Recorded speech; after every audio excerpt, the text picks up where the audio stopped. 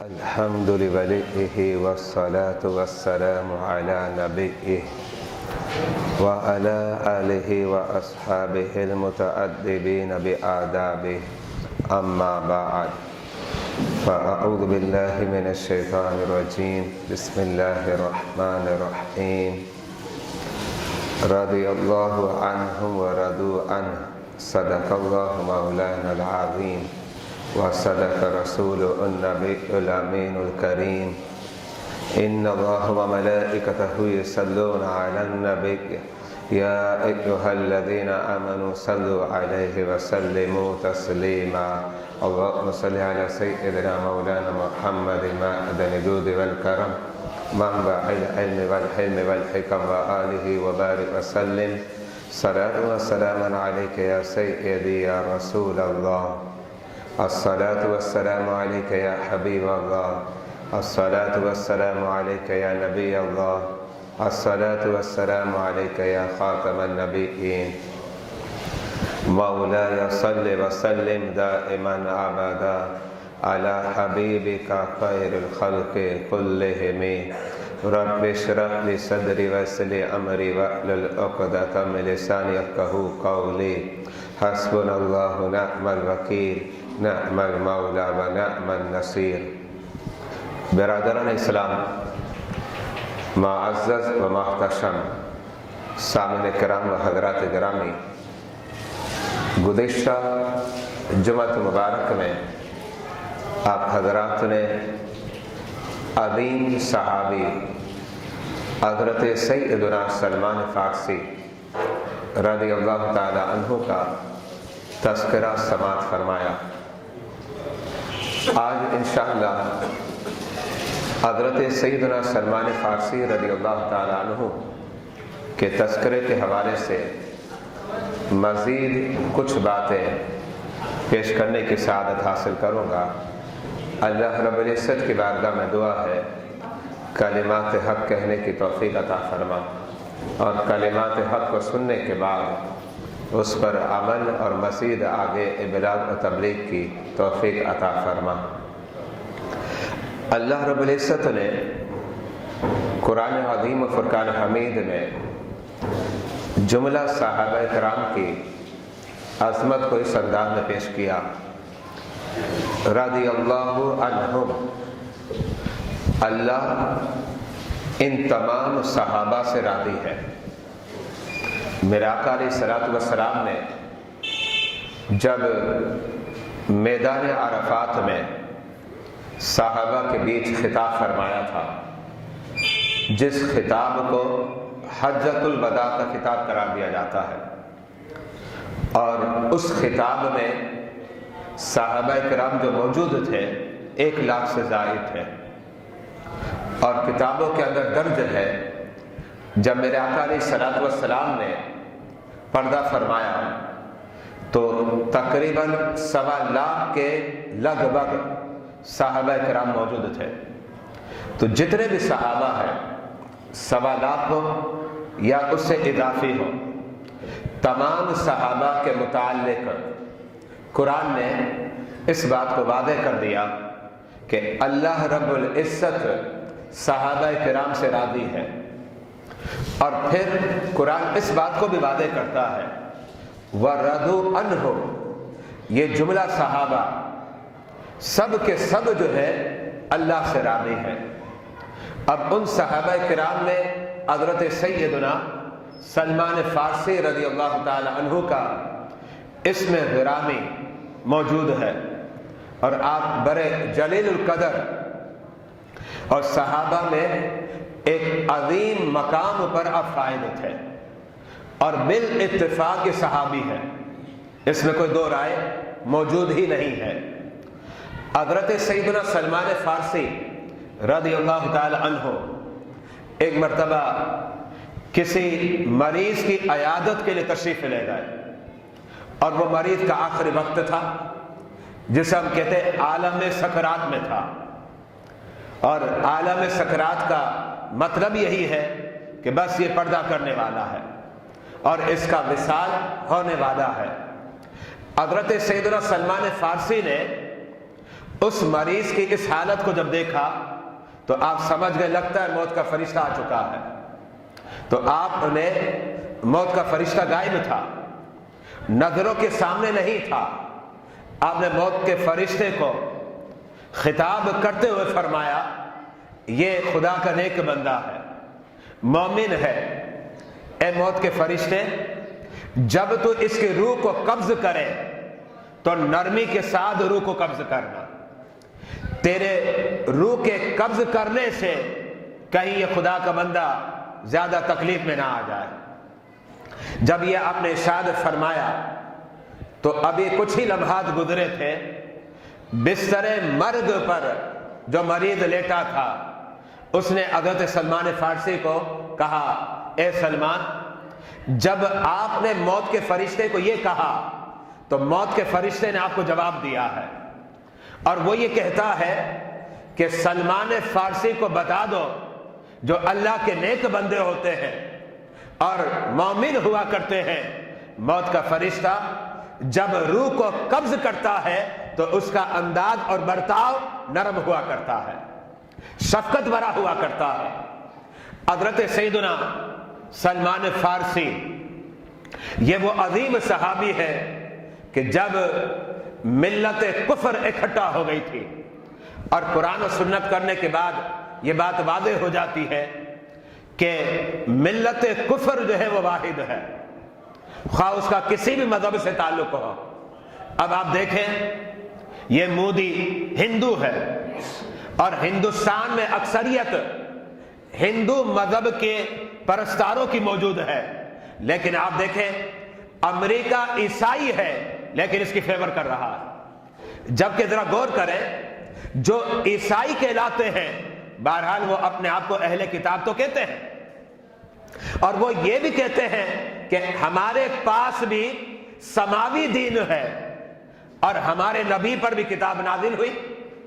لیکن اس کے باوجود اگر آپ سماوی ادیان کے اعتبار سے دیکھیں تو عیسائی کچھ ہمارے قریب ہوں گے بنسبت ہندو کے, لیکن اس کے باوجود اسلام نے اس بات کو واضح کر دیا اور قرآن اور سنت نے برملا اس بات کا اعلان کر دیا الکفر ملت واحدہ, کفر ملت واحدہ ہے.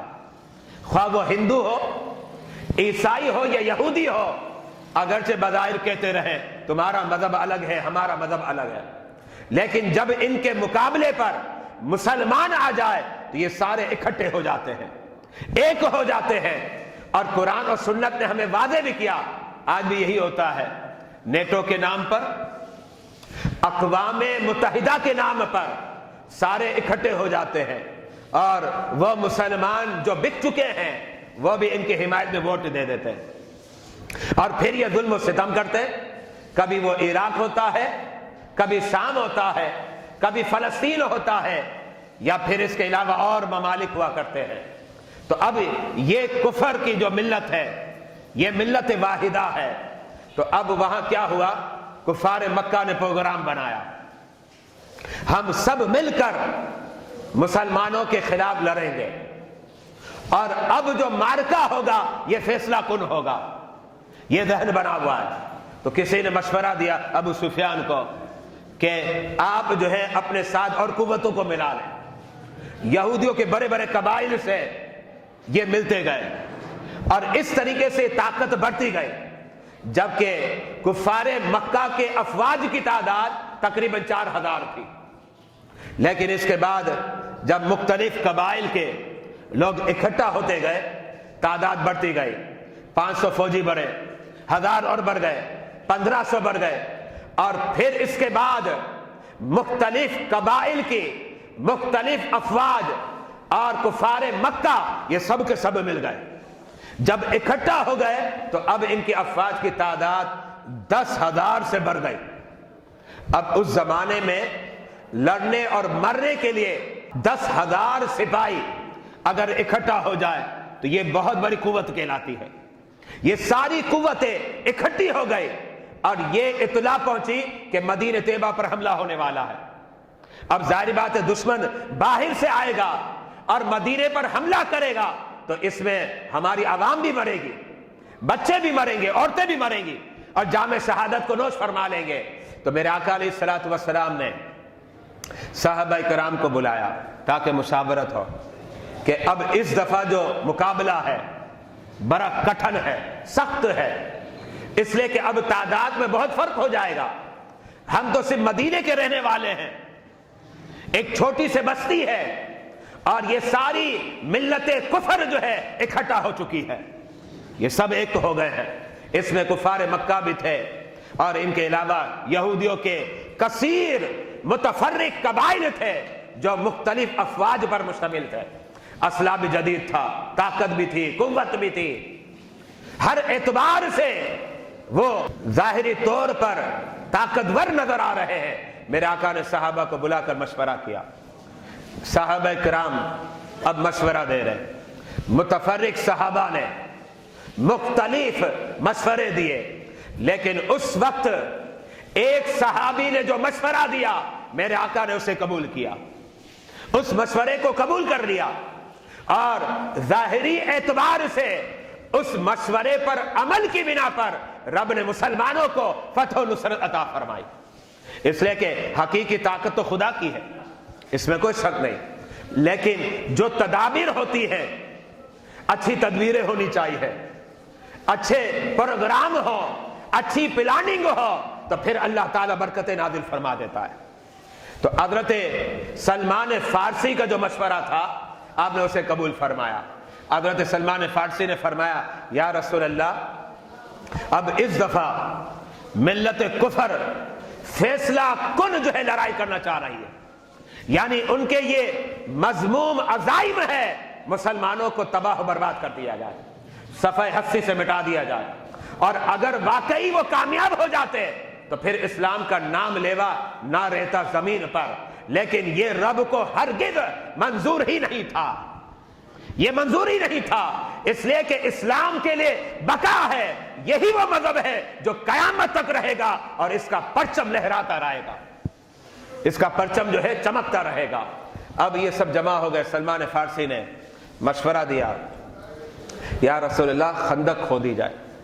اب یہ خندق کھودنا یہ مشورہ عرب کے درمیان کبھی نہیں ہوا، فرسٹ ٹائم، اور کبھی اہل عرب نے ایسا دیکھا بھی نہیں تھا کہ جنگ لڑنے کا یہ بھی ایک انداز ہوتا ہے۔ یہ ایک انوکھا علیحدہ انداز تھا جو حضرت سیدنا سلمان فارسی نے دیا، اور آپ نے اس لیے دیا کہ آپ نے دیکھا تھا ایرانیوں کو جو فارس کے رہنے والے ہیں، اس لیے کہ آپ فارسی تھے، آپ کو پتا تھا یہ بھی جنگ کا ایک انداز ہوتا ہے اور اس میں کامیابی زیادہ متوقع ہوتی ہے۔ تو حضرت سلمان فارسی نے جو مشورہ دیا میرے آقا علیہ الصلوۃ والسلام نے اس مشورے کو قبول فرما لیا، اور اب خندق کھودنے کا کام شروع ہو گیا۔ تقریباً 5 کلومیٹر تک خندق کھودی گئی ہے۔ 5 کلومیٹر کا مطلب کیا ہے؟ یعنی آپ کے اس علاقے سے تقریباً صدر، اتنی لمبی جو ہے مسلمانوں نے اور چوری خندق جو ہے 5 کلومیٹر تک کھودی گئی، اور اس کا فائدہ یہ ہوا کہ الحمدللہ اتنی بڑی طاقت کہ ان کفار کی تعداد 10,000 سے تجاوز کر گئی تھی، اور مسلمانوں کی تعداد 3,000 بھی مکمل نہیں بلکہ 3,000 کے قریب تھی۔ اتنا فرق۔ اب مجھے بتائیں، ایک طرف افواج کی تعداد 3,000 کے قریب ہے، اور دوسری طرف 10,000 سے بھی زائد تعداد ہے، اس کے باوجود الحمدللہ جو مشورہ حضرت سلمان فارسی نے دیا اس کی برکت سے مسلمانوں کے قدموں کو فتح و نصرت نے چوم لیا، مسلمان اس میں کامیاب ہو گئے۔ یہ جو تدبیر تھی، یہ جو پلاننگ تھی، یہ حضرت سیدنا سلمان فارسی پیش کر رہے ہیں۔ حضرت سیدنا سلمان فارسی رضی اللہ تعالی عنہ آپ کے ایک بڑے گہرے دوست تھے، ان کا نام ہے حضرت سیدنا عبداللہ بن سلام۔ آپس میں گفتگو ہو رہی تھی، بڑی گہری دوستی تھی، تو حضرت سیدنا سلمان فارسی نے اپنے دوست کو کہا کہ ہم میں سے جو پہلے مرے گا نا وہ اپنے حالات کی خبر دے گا، یعنی اگر پہلے میں مر گیا تو میں مطلع کروں گا مرنے کے بعد، اور اگر آپ مر گئے تو آپ مجھے مطلع کرو گے کہ مرنے کے بعد وہ اپنے ساتھی کو آگاہ کرے گا کہ میرے ساتھ کیا ہوا ہے۔ حضرت سیدنا سلمان فارسی جب اپنے ساتھی حضرت سیدنا عبداللہ بن سلام کو یہ بات پیش کرتے ہیں تو حضرت سیدنا عبداللہ بن سلام غالباً انہیں اس کا علم نہیں ہوگا، یا اگر علم ہوگا تو اس وقت ذہن میں نہیں ہوگا۔ آپ نے فوراً سوال کر دیا، سلمان ایسا ہو سکتا ہے کہ مرنے کے بعد وہ آئے اور بتائے میرے ساتھ یہ ہوا ہے اور میری آنکھوں نے یہ دیکھا ہے، کیا ایسا ہو سکتا ہے؟ جب حضرت سیدنا سلمان فارسی سے پوچھا گیا تو آپ نے فرمایا کیوں نہیں، رب نے مومن کی ارواح کو بڑی طاقت عطا فرمائی، اور مومن کی ارواح کی یہ شان ہے کہ وہ جہاں چاہتی ہے چلے جاتی ہے، یہ رب نے قوت دی۔ اب یہ جو حضرت سلمان فارسی فرما رہے، اس سے اہل سنت کا جو مسلک ہے واضح ہو رہا ہے، اس لیے کہ اہل سنت یہ کہتے ہیں کہ جب نیک بندہ مر جاتا ہے تو رب جلیل ان کی ارواح کو بڑی طاقت اور قوت اور بڑی اجازتیں دے دیتا ہے، وہ ارواح جو ہے کبھی دائیں جائے بائیں جائے، کبھی فرش پر ہو کبھی عرش پر ہو۔ بلکہ ایک اور بات بھی بتانا چاہتا ہوں، صرف یہ ارواح گس نہیں کرتی، سیر نہیں کرتی، بلکہ یہ ارواح مقدسہ، یہ عظیم ارواح ہوتی ہے، اور ان ارواح کا مقام اتنا بلند ہوتا ہے کہ بڑے عظیم صوفی سلسلہ نقشبند سے تعلق ہے، اور ان کا لقب ہے بے حقی وقت، اور مفسر قرآن ہے، صاحب تفسیر مظہری علامہ ثناء اللہ پانی پتی فرماتے بعض ارواح کو رب اتنی طاقت دیتا ہے کہ جو ان کے چاہنے والے ہیں وہ ارواح ان کی مدد بھی کرتی ہے، وہ ارواح جو ہے ان کی مدد بھی کرتی ہے۔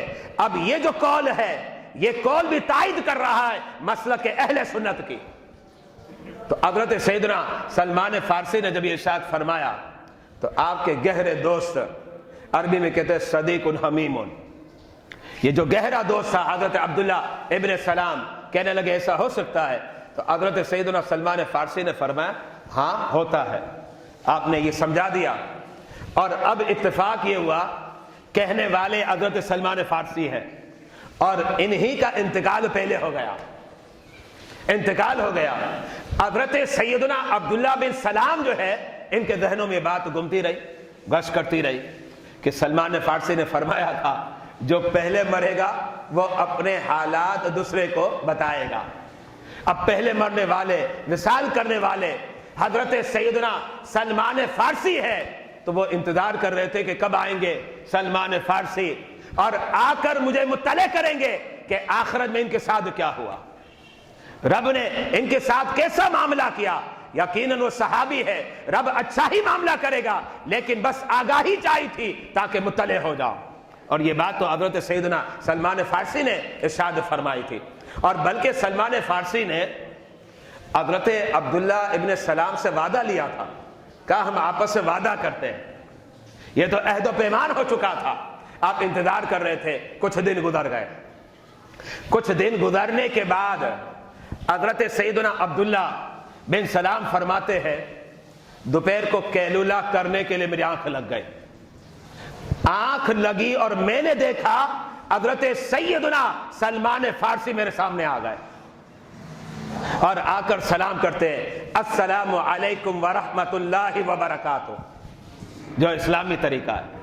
یہ جو ہم جب ملاقاتیں کرتے ہیں تو الگ الگ انداز اختیار کرتے ہیں، اغیار نے ہمیں سکھلا دیا، میڈیا نے ہمیں سکھلا دیا، لیکن میرے نبی نے سکھلایا کہ جب ملاقات ہو تو پہل کس سے کرو؟ سلام سے کرو، السلام علیکم۔ جب السلام علیکم کرتے ہو تو 10 نیکیاں ملتی ہے، اور پھر کلمہ برا دو السلام علیکم ورحمۃ اللہ، مزید 10 مل جاتی، وبرکاتہ مزید 10 مل جاتی ہے۔ یعنی کوئی اگر اس انداز میں سلام کرتا ہے السلام علیکم ورحمۃ اللہ وبرکاتہ، رب اپنے فضل سے 30 نیکیاں عطا فرما دیتا ہے، 30 نیکیاں رب اپنے فضل سے عطا فرما دیتا ہے۔ حضرت سیدنا سلمان فارسی وصال کر چکے، اب عالم برزخ میں ہے، اور عالم برزخ کہتے ہیں جب انسان کہ روح قبض ہو جائے، اس وقت سے لے کر قیامت کا بیچ، یہ سارا جو وقت اور دورانیہ ہے، اس پیریڈ کو عالم برزخ کہا جاتا ہے۔ اور پھر اس کے بعد ظاہری بات ہے عالم برزخ کی ابتدا روح کے قبض کرنے سے ہوتی ہے، عالم برزخ کی انتہا قیامت کے دن سے ہوگی، پھر اس کے بعد قیامت آ جاتی ہے۔ تو عالم برزخ میں ہے، اور وہ عالم دنیا کو کہتے ہیں، ایک دنیا ہے وہ بھی، جیسے یہ دنیا ہے، اسے بھی عالم کہتے ہیں، اسے بھی عالم کہتے ہیں۔ اس طریقے سے کم و بیش جو ہے 18,000 عالم ہے، رب جلیل نے سب کو پیدا فرمایا، ما سوا رب کے، اس کی صفات کے، سب کا سب خدا کی خلقت ہے، خدا کی مخلوق ہے، سب پر اطلاق عالم امکان کا ہوتا ہے۔ میرا رب عالم امکان سے بالا تر ہے، عالم امکان سے بالا تر، وہ تو واجب ہے، اس کا وجود واجب ہے۔ میں آپ سے سوال کرتا ہوں، ابھی میں آپ کے سامنے موجود ہوں، کیا میرا وجود نہیں ہے؟ اگر میرا وجود نہ ہو تو آپ میرا خطاب کیسے سن رہے ہیں؟ اور ابھی میری آنکھیں آپ کے وجود کو دیکھ رہی ہے، وجود آپ کا بھی ہے، وجود میرا بھی ہے، وجود خدا کا بھی ہے، لیکن فرق کیا ہے؟ خدا کا وجود واجب ہے، اور میرا اور آپ کا جو وجود ہے وہ ممکن ہے۔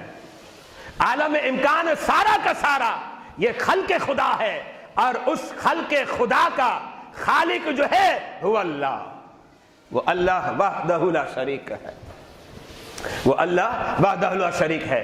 تو بات یہ بتا رہا تھا کہ عالم برزخ میں تھے حضرت سیدنا سلمان فارسی، اور وہ حضرت عبداللہ ابن سلام کے پاس آئے، اپنے گہرے دوست کے پاس آ کر سلام کرتے، السلام علیکم ورحمۃ اللہ وبرکاتہ۔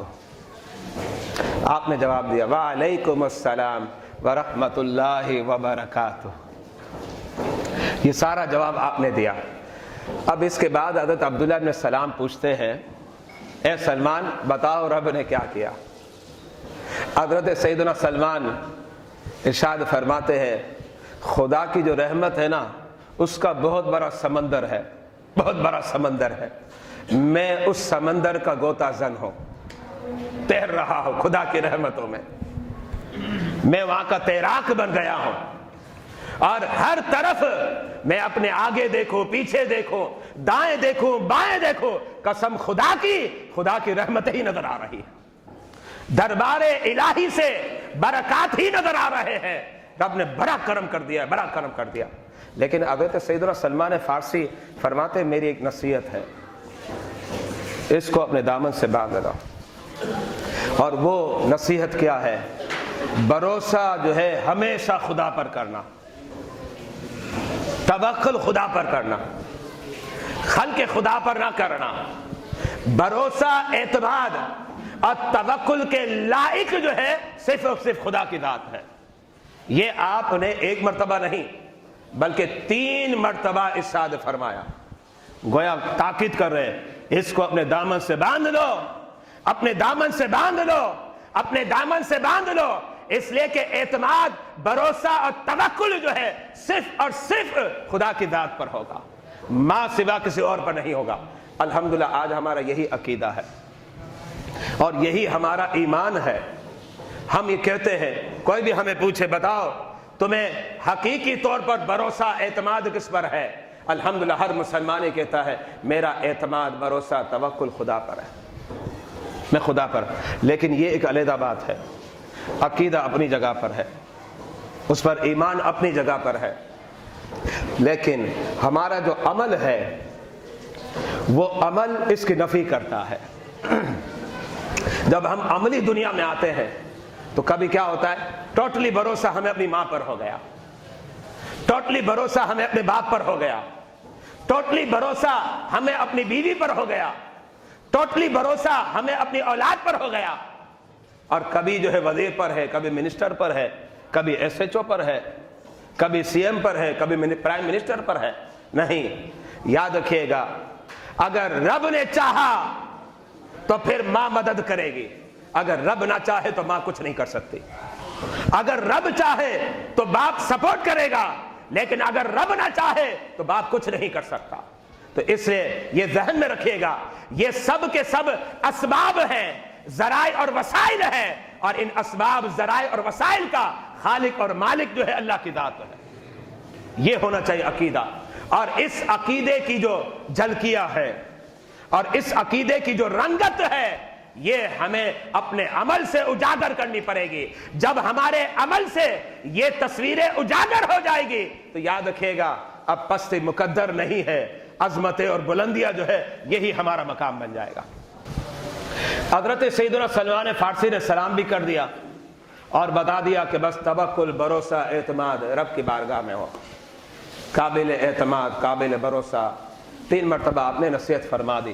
اور صحابی کی تعلیم جو ہے ہمارے سامنے آ گئی۔ صحابہ اکرام ہمیں کیا تعلیم دے رہے ہیں؟ یہ ان کی ایسی تعلیم ہے جو روشنیوں سے بھری ہوئی ہے، یہاں اندھیرے کا کوئی گزر نہیں ہے، صرف اجالا ہی اجالا ہے۔ اس لیے کہتے ہیں جو صحابہ کے پیروکار ہیں، قرآن نے واضح کر دیا صحابہ تو جنتی ہے، جو صحابہ کے پیروکار ہے نا، قرآن کہتا ہے وہ بھی جنتی ہے۔ جو ان کی تعلیم کو لے گا، ان کی تعلیم پر چلتا رہے گا، وہ بھی خدا کے فضل سے جنت میں جائے گا۔ حضرت سیدنا سلمان فارسی کا اب وصال کا وقت قریب آیا۔ حضرت سیدنا عثمان غنی کا دور خلافت ہے، 35 ہجری کا دور چل رہا ہے۔ حضرت سیدنا سلمان فارسی جو ہے، عراق کا جو شہر مدائن ہے، آپ کا گھر وہیں تھا، آپ کا مدار بھی وہیں ہے۔ حضرت سیدنا سلمان فارسی اپنے بستر مرگ پر جلوہ گر ہے۔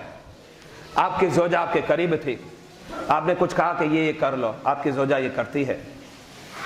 اب آپ کی زوجہ فرماتی ہے کہ صرف کچھ دیر کے لیے میں کمرے سے باہر نکلی، کچھ دیر کے لیے، یعنی جو کام مجھے دیا میں نے وہ کام کیا۔ کام کرنے کے بعد میرے شوہر حضرت سیدنا سلمان فارسی اپنے بستر پر لیٹے ہوئے ہیں، اور میں صرف چند قدم آگے بڑھ کر کمرے سے باہر نکلی۔ جیسے کمرے سے باہر نکلی تو مجھے ایک آواز آئی، اور وہ آواز کیا ہے؟ سبحان اللہ، آواز تھی السلام علیکہ یا صاحب رسول اللہ، کہ تم پر سلام ہو اے نبی کے صحابی۔ آپ کی زوجہ کہتی جب میں نے یہ آواز سنی تو میں فوراً لپکی، کمرے میں پھر داخل ہو گئی، جا کر دیکھا تو حضرت سلمان فارسی کی روح جو ہے آپ کے جسم سے پرواز کر گئی۔ کیا مطلب اس کا؟ لگتا ہے کہ اس کا مطلب یہ ہے کہ موت کا فرشتہ جب آیا تو پہلے حضرت سلمان فارسی کو سلام پیش کر رہا ہے۔ موت کا فرشتہ جو ایسی بھیانک صورتوں میں آتا ہے کہ لوگ دیکھ کر ڈر جاتے ہیں اور گھبرا جاتے ہیں، لیکن یہ معاملہ اور مقام کا ہے۔ یہاں مقام کون سا ہے؟ صحابی۔ تو حضرت سیدنا سلمان فارسی کے دربار میں آتے ہیں تو موت کا فرشتہ سلام کرتا ہے، اور سلام بھی کس انداز میں کرتا ہے؟ انداز یہ ہے السلام علیکہ یا صاحب رسول اللہ۔ مطلب یہ ہے کہ وصال کے وقت بھی موت کا فرشتہ کہتا ہے سلمان آپ کا مقام اتنا عظیم ہے کہ آپ رسول اللہ کے صحابی ہیں۔ یہ بہت بڑا منصب ہے، عظیم مقام ہے۔ یہ جتنے بھی مدارج ہیں، مراتب ہیں، ہم الگ الگ مرتبہ دیتے ہیں نا، کہتے ہیں یہ وکیل بنا، یہ ڈاکٹر بنا، یہ سی ایم بنا، یہ منسٹر بنا، یہ پرائم منسٹر ہے، یہ گورنر ہے، یہ ناظم ہے، یہ محتمم ہے، یہ مدرس ہے۔ سارے منصب، سارے مدارج نیچے رہ جاتے ہیں۔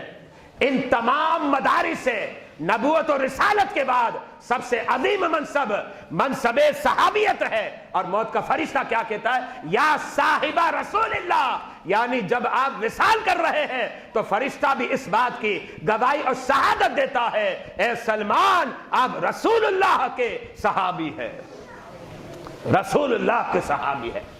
اس شان سے حضرت سیدنا سلمان فارسی کا وصال ہوا۔